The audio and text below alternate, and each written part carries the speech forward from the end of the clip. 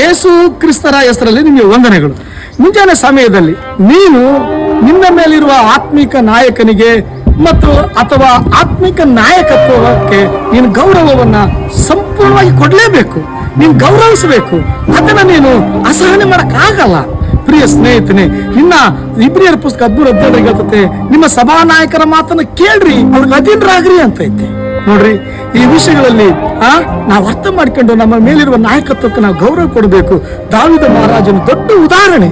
ತನ್ನ ಯಜಮಾನನಾದ ಸೌಲನು ದಾವೀದ ರಾಜನನ್ನ ಕೊಲ್ಲುವುದಕ್ಕೆ ಶತ ಪ್ರಯತ್ನ ಮಾಡ್ತಾನೆ.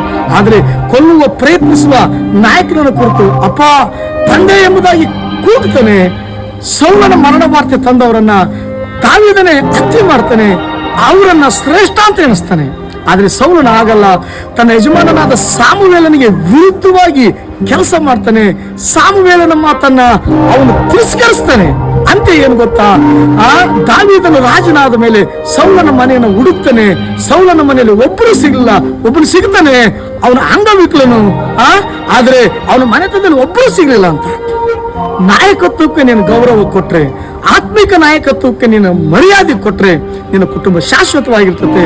ನೀನು ಸೌಲನಾಗಿ ಗರ್ವಿಷ್ಠನಾದ್ರೆ ಭೂಮಿ ಮೇಲೆ ಹುಡುಕಿದ್ರು ನೀನು ಸಿಗದೆ ಇರಬಹುದು. ನಿನ್ನವರು ನೀನು ದೇವರನ್ನ ಭಯಪಡೋ, ಪ್ರೀತಿಸಿ, ನಾಯಕತ್ವವನ್ನು ಗೌರವಿಸಿ.